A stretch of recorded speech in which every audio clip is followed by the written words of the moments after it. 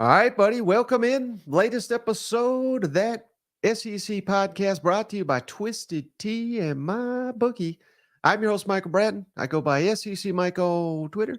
I'm joined as always by my cousin Shane, who goes by Big Orange Vowels on Twitter. What's up, yo, Tennessee Hober? Hey, buddy, what's going on? Oh, man. I'm just excited to talk some SEC football. Cannot wait for this SEC championship game we got coming up. Mm-hmm. We got some news and notes around the league, and my buddy Ty Richardson. We just got off the line with him, Shane. So loaded show. You know what? Absolutely. Yeah, I see Twisted Rooster there telling me to put down my spaghetti, but that's kind of why I was late, man. I was up at the old Cracker Barrel, man. That one took a little bit longer than usual. I figured out I could pay that bill from my phone now, so hopefully I'll be able to get out of there sooner next time. But I'm doing great, man. Haven't got to listen to Ty's interview just yet, so I'll be listening with the listeners here in a little while, and look forward to that. Ty's always great having on. I appreciate him taking the time to hang out with us. Yeah. So it's kind of interesting. We're trying to do it. I apologize, Shane. I mix it up every dang time how we're doing this, but. So we got the Ty interview for the audio listeners tomorrow. They'll just get it on the show like normal. The video, it's going live in about an hour. So we'll wrap up here. They'll be able to listen to Ty here in just a minute. He's got a prediction for the Duke basketball game, which is, I believe, tonight. Talks KJ, Bobby Petrino, Sam Pittman. So great conversation with Ty. But you ready to get into it, brother? Hell, Mike, I was born ready, man. It's funny because a lot of people have been talking about this. So my mic, I haven't quite figured it out. My technical guy, he left. He went to Nashville, Tennessee. So I'm trying to figure this out. But I promise you, I think by Saturday we'll have this thing rolling. So don't forget, Saturday, obviously, huge game, SEC championship. Me and Mike before the game, we're going to have a little preview, so we'll give you the times when we get a little bit closer. But then we're also going to meet at half and then after the game. So we're going to be well involved with this SEC championship. We both think that it's going to be a heavyweight championship, and so be sure to tune in on YouTube and subscribe that SEC podcast. Yeah, I can't wait for it, Shane. So this will be the first time we've ever done something like this. So hopefully the audience enjoys it. Uh-oh, we're losing you, Shane. I don't know if you're connected well to the internet, but anyway, we got this SEC championship game, like we're saying, and I just want a little update here, Shane. Georgia currently a 6.5 point favorite. It keeps getting larger and larger in the Bulldogs' favor, so that's kind of interesting. 54.5 total points is the over-under right now. We're not picking the game, but I just want everybody to give you a heads up. And then Georgia, Shane. Latest update from Athens. None of this is official, but All-American tight end Brock Bowers, outstanding receiver Ladd McConkey, Ra Thomas, and starting offensive lineman Tate Ratledge, all expected to play in the SEC, as if there was any doubt that these all-stars. I mean, this is we call it the SEC championship, but it's really the national championship. You know what? Do you remember that WWE where Sting's coming out of the top? That's what they should do with Brock Bowers. Just have him sliding down the zip line. It's going to be awesome. There was no doubt in my mind that these boys were going to show up. They were going to be ready to rock and roll, and it should be, like I said, an epic battle. I cannot wait to definitely get into the scores, Mike, because me and you've been chirping a little bit in the back of the scenes here, and I have a feeling that we may be thinking two different teams here. Yeah, the SEC Super Bowl, as Tim calls it. That's what it is. You know what? Yeah, definitely. Hey, real quick. So who's airing this game? I didn't even look at that. Let me just boil down to it. Who's commentating this damn thing? It'll be old. This is the final one, Shane. I swear, I'm not pulling your chain anymore. It's the final time Gary and Brad calling an SEC game, and I'm gonna be honest, Shane. I'm ready for the new era, but I think I will miss the Gary bashing. I'll be honest with you. It's gonna be great, man. I think there'll be a whole thread just for Gary on his way out. All right, so news item here, Shane. I had to get into this. I already did an emergency podcast, and I don't know the latest, but it certainly seems like, it was reported KJ Jefferson going to enter the Mhm. transfer portal. He quickly, put water to that fire and said, "Hey, I haven't made my decision yet." And they've now officially added Bobby Petrino. There's no more speculation on that. And apparently, KJ is going to be at the basketball game tonight. So I mean, that just further leads you to believe that he'll stay at Arkansas. But I've heard our buddy John Neighbors on the radio say, he thinks KJ will leave, but he's not reporting. He's just speculating. But what's your thoughts on all this, Shane? Because I've seen some Razorback fans, they're ready to turn the page, coming off a bad season. Personally, Yeah. I think KJ and Bobby Petrino's offense. I mean, I think that's a potential grand slam. I'd love to see KJ stay, but what's your thoughts on it? Yeah, I'm kind of torn here too, because part of you wants to a clean slate, move forward. You got your OC now, but then the part of you is like, well, who better can lead this team than KJ Jefferson? So I think it's just a a battle, internal battle. I think it's more about KJ. What does he want? Does he think that this is going to increase his odds going to the next level by staying with Arkansas in the Bobby Petrino system, or can he go somewhere else and maybe shine? And I think, I don't know, this, you want to talk about tough recruiting. This is, if I'm Sam, if I'm Bobby, I'm in his damn living room every single day trying to convince him to stay and show him why. And I think that's the biggest piece is convincing him that this offense is going to be geared around him, that this offense, we're going to get some linemen in here. We're going to protect his ass so that he will have opportunities. These are the playmakers we plan on bringing through the portal, So I don't know. I'm not ready to close the door on KJ Jefferson, but I just think he gives you the best shot to pull off, I don't know, like a bounce back, if you will. Yeah, I got you. Well, and again, maybe this is unfair, Shane, but let's play a little game here. All right. In the Bobby Petrino offense, KJ staying at Arkansas. Yeah. There's been a lot of people speculating maybe Mississippi State. Jeff Lebby plays in that Kendall Browse system that KJ thrived in. Their CBS 24/7, whatever you want to call it. They have reported South Carolina would be the leaders. I think is how they phrased it for KJ if he entered the portal. I think Auburn, Hugh Freeze. I mean, I think that makes all the sense in the world. And a lot these LSU fans are like over the moon. They want KJ. So I realize I'm throwing a lot at you, but what do you think makes the most sense for KJ? Staying at Arkansas, Mississippi State with Jeff Lebby's offense, Hugh Freeze Auburn offense, or South Carolina. Dow Loggins used to be there at Arkansas, so there's that previous relationship. Which Yeah. one do you think? Who would get the most out of KJ? I guess that's the real question. That's a good one, man. And if I'm KJ Jefferson, I think if I'm looking at those three options, I'm gonna lean a little more toward probably Auburn.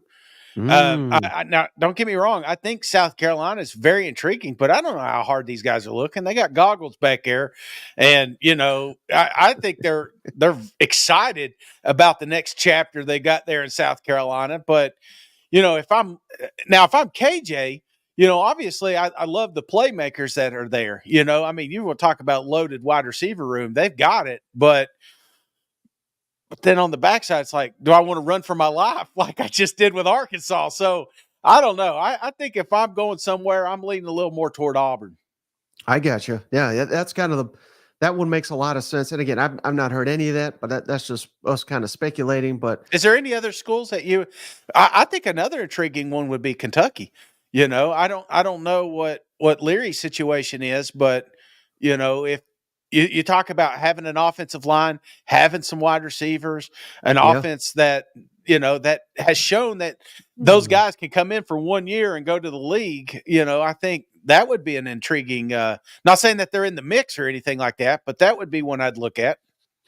yeah, that's one I not thought of, Shane. And I don't think the system necessarily fits him, but and maybe I've soured a little bit because Devin Leary, didn't live up to the hype. So Yeah. maybe that scares off a transfer quarterback. But you make some good points. They've had a number of offensive linemen commit to returning. They've got great receivers. Yep. I mean, you could do a heck of a lot worse than Kentucky. So it's going to be pretty interesting to see it. And the one guy, Shay, that They got a head coach that's dedicated and never wants to leave Lexington, you know? They both are just there for one more year, you know?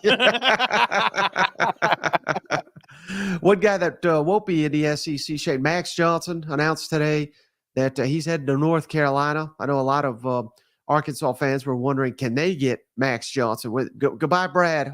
Where's Brad going to be on Saturday if Jake Johnson, the tight end, stays at A&M and Max goes to North Carolina? I mean, they'll keep one of them.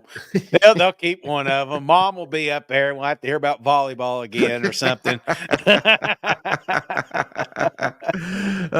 And then another one, Shay. This was interesting. I thought Florida quarterback Max Brown, the guy that started the Florida State game, he entered the portal today. So I guess Graham Mertz is coming back. I didn't realize that at the time. They've got a 5-star freshman, so it's not like it's going to kill Florida by any means, but you'd like to have depth there. I mean, they're a team that has no depth at quarterback.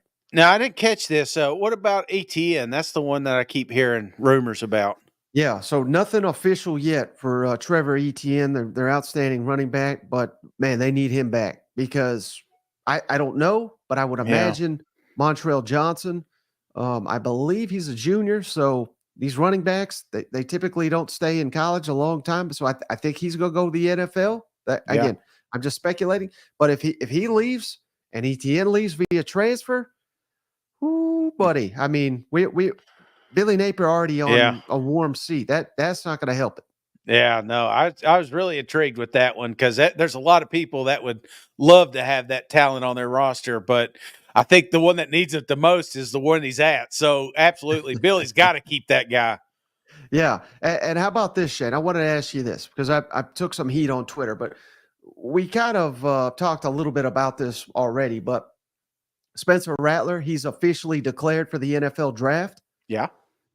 And I said that, again, we can look at numbers. If you just want to go by numbers, I think that's stupid because if we're just going by numbers, Will Rogers is the second best quarterback in SEC history. I mean, I'm not trying to trash him, but clearly he's not, right? So I'm not going by numbers, but I'm just saying, aside from Jaden Daniels, I think Spencer Rattler, second best quarterback in the SEC this season. And again, if you didn't watch South Carolina, then that's probably a bizarre take to you. But we watch them every week. And he was number 9 or number 2? Is that what you said?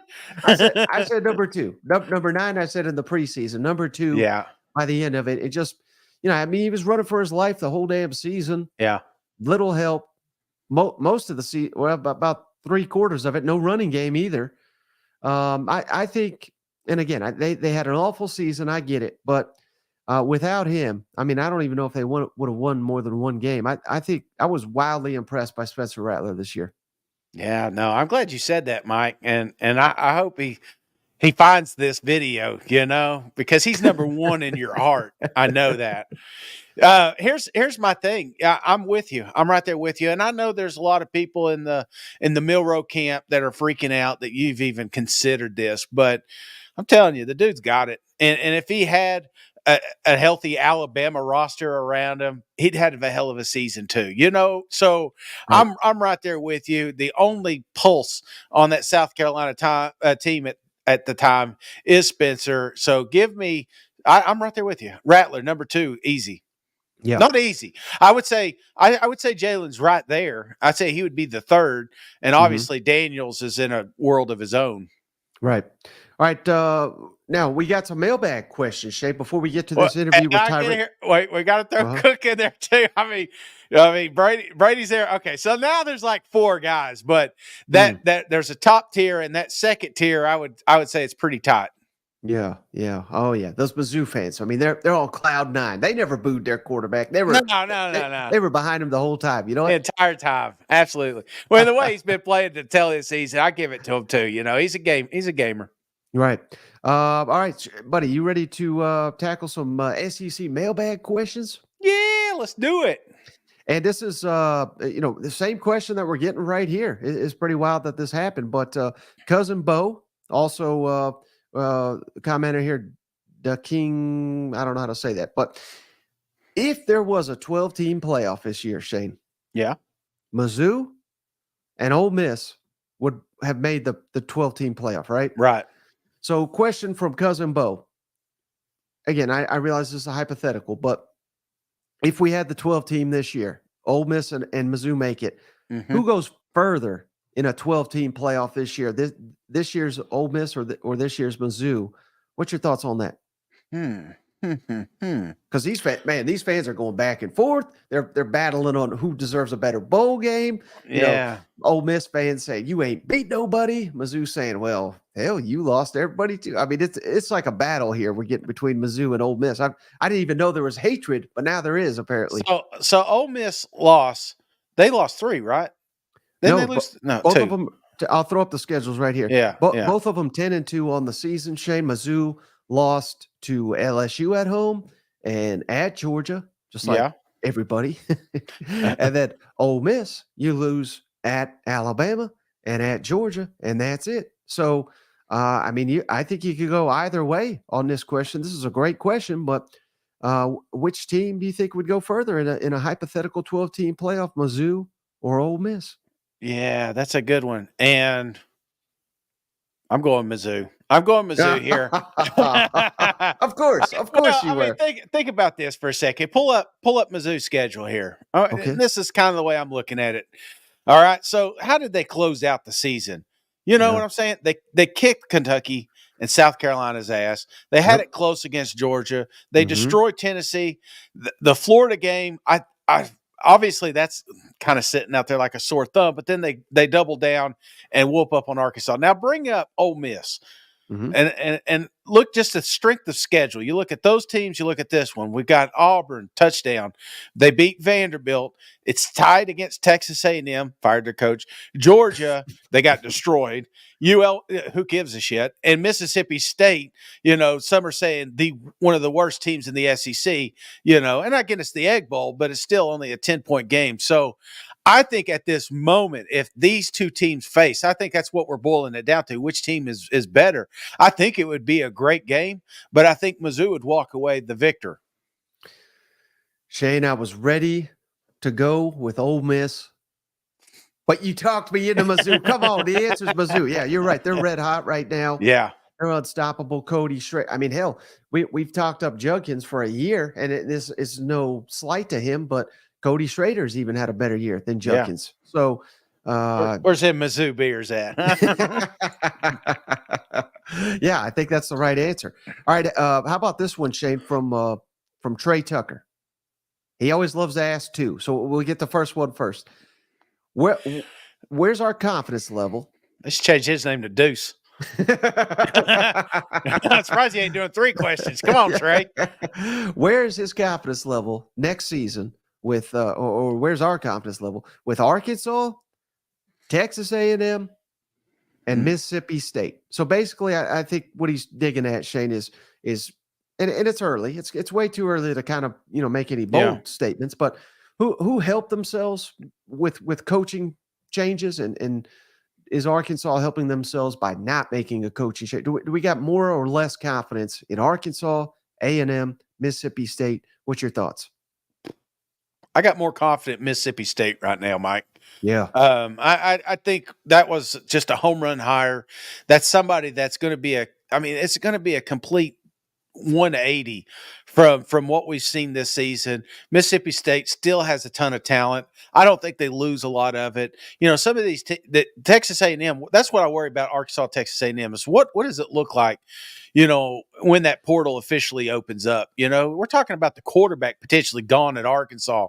We've already got one quarterback gone at Texas A&M. So I still think that they're going to have a lot of talent, but they're going to have a tough schedule, a tougher road. I don't know. There's something about that Mississippi State. I think that's a team that picks up steam a little bit closer, once we get through the offseason here.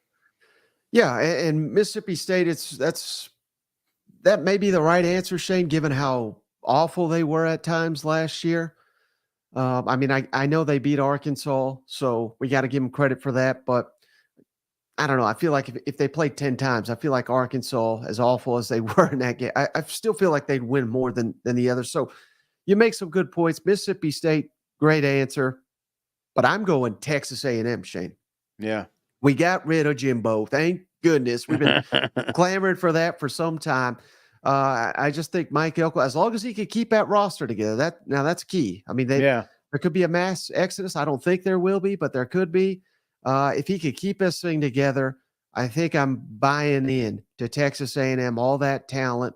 And Mike Elko, I believe is just one hell of a coach.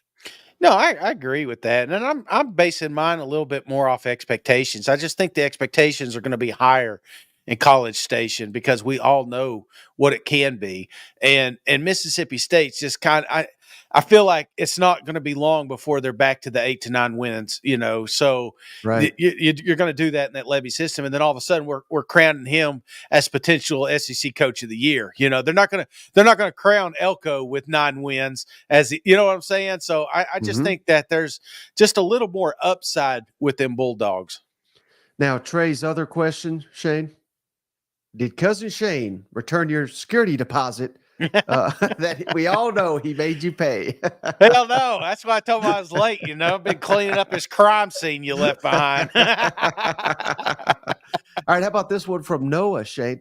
Again, it's kind of a similar question, but confidence level, Mike Elko, Jeff Lebby turning around their programs, and how much more difficult is that with Oklahoma and Texas coming into the league? So, who you got more confidence in to turn this ship around? Mike Elko at A&M or Jeff Lebby at Mississippi State?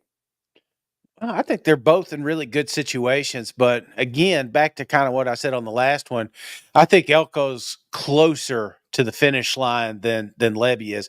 We're going to need some recruiting, man. We're going to need some depth charts. When you're talking about potentially, and nobody wants to talk about it, but a 10 game SEC schedule is probably around the corner here, so it may not be this year, but you're recruiting for it. You know what I'm saying? So the seasons are going to get a little bit longer. There's going to be some more games, and to counteract that, you're going to have depth. And I just think I think Texas A&M builds that depth quicker. And so, yeah, if I'm leaning more successful quicker, then obviously I'm going to go Texas A&M. Yeah. How about this comment from Ross? Shane, got my koozie in the mail today, and my wife said, "Do you have a cousin in Nashville?" Well, you do now. So I appreciate you, Ross. It's awesome. Yeah, I've got a few. It's like, hey, I need to fire off that email. It's like, well, yeah, if you've already done the legwork, take a screenshot of the YouTube subscription and your Spotify or your Apple, which I appreciate well, let me finish what you're supposed to do. That's probably why they lose it. They just take the screenshot, but you email that to thatsecpodcast@gmail.com, and then Michael sends you a koozie. Just be sure to put your address in there so he knows where to send it. But I don't know where I was going. Oh, the Spotify thing. I appreciate everybody tagging us those. It's really cool seeing those listeners come around. And I was checking mine out today, too. Actually, my kid's the one that first told me about it. She's like, who do you listen to the most? And damn, you'd be surprised. That SEC podcast is right up there. All right. How about this question from Malcolm, Shane? Or excuse me, Patrick. KJ wants to know where, they're all curious where he's going to go. I mean, hopefully, I think he will stay, but maybe he doesn't.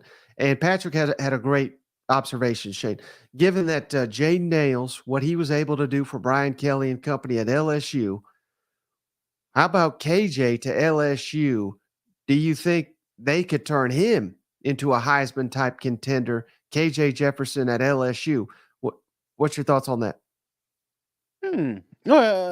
Yeah, I think so. Absolutely. I mean, that's just a system, and I think what Daniels did, I mean, it's going to be, man, that'd be a tough act to follow. You know what I'm saying? I would be real with you. Like, do you really want to be the guy that comes in after Nick Saban to coach Alabama? You know what I'm saying? Right. I think that's kind of the scenario you'd be rolling into. And then naturally is as good as I think KJ Jefferson can be, he'll not be Daniels. So I think that would be a terrible move. But can he be successful? Absolutely. I think they've got the pieces. They'll always have the playmakers. They'll always have an offensive line, which he's not had in a while. But I want to Right. reverse it on you, Mike. Because instead of focusing on KJ leaving, we got Bobby Petrino up here now. And we all know that this is kind of like last year, back against the wall. Sam Pittman is up against that damn jukebox, if you know what I mean. So how does, in your opinion, for a quick turnaround like that, because what are some things you're looking for in this offseason to kind of catapult Arkansas? And before you get into that, I love the schedule. I think out of all the SEC teams, they've got one of the most favorable schedules here, and they've got an opportunity to kind of win back the fan base here. But what do they need to do to complete that? Well, I think number one, Shane. Now, I think they potentially nailed the offensive coordinator hire. That was looming large, but they got to fix the offensive line. I mean, Mm-hmm.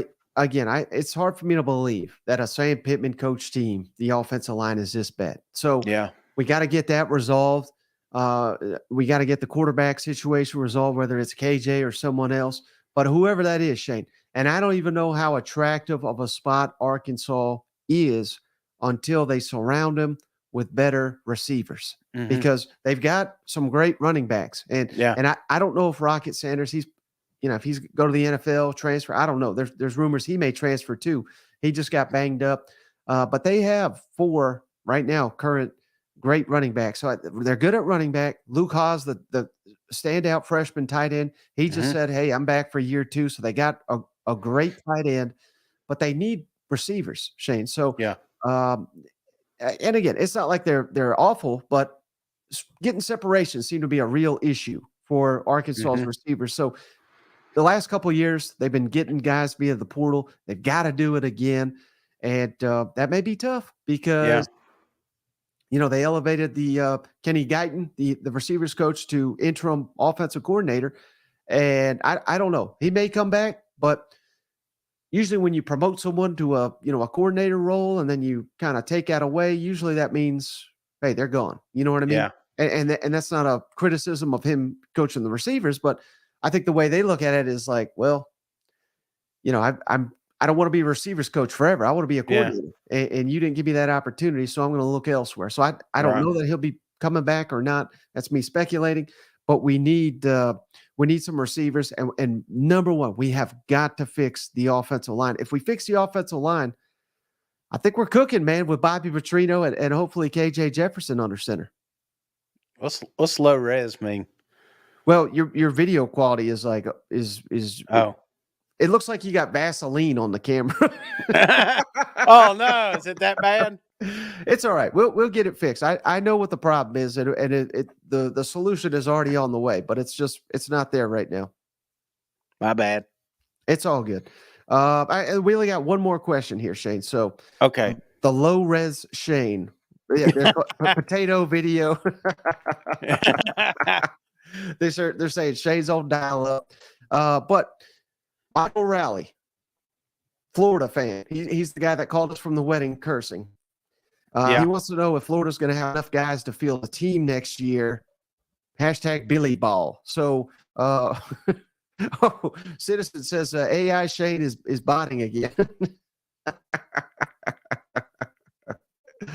I think we may have lost Cousin Shane for good now.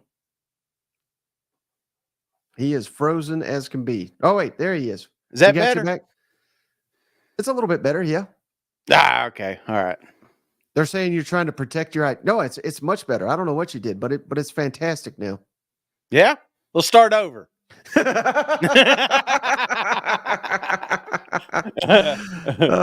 Well, hey, buddy, I guess that's all I really got on this episode of the show. Now that we've got you fixed.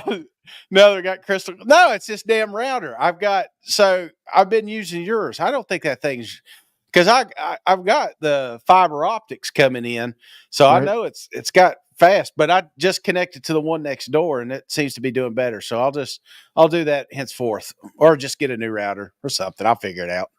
Yeah, it says you're an 8-bit and they're used to 4K, so that's what it is. Yeah, they're moving closer to the TV. Yeah, I Yep. get it. Oh, Yeah, sorry about that. and you know what we need to do, Shane?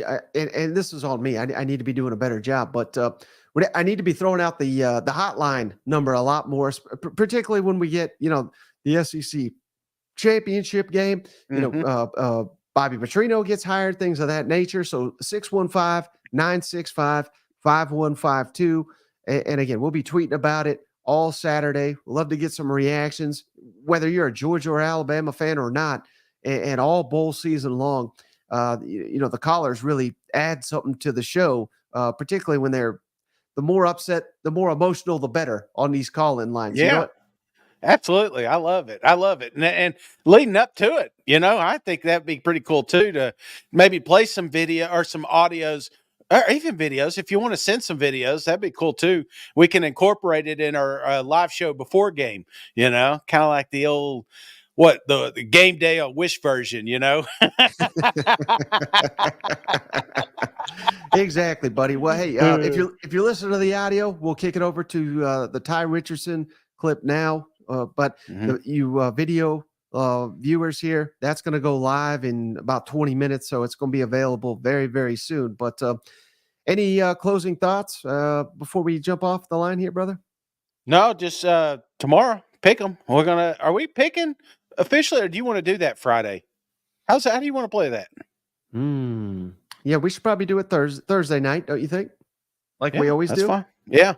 All right, let's pick tomorrow. So we'll do our picks tomorrow. Jump on here. We'll be live, and maybe I'll be in high def this time. I don't know. I just potato. May thumb it up over here, but hey, at any rate, we'll be here 7 o'clock. Be sure to jump on tomorrow. We're gonna have some fun. We're gonna have some picks in, and but get on the hotline because again, I'd like to play those Saturday during pregame. I think that'd be cool. Yeah, absolutely.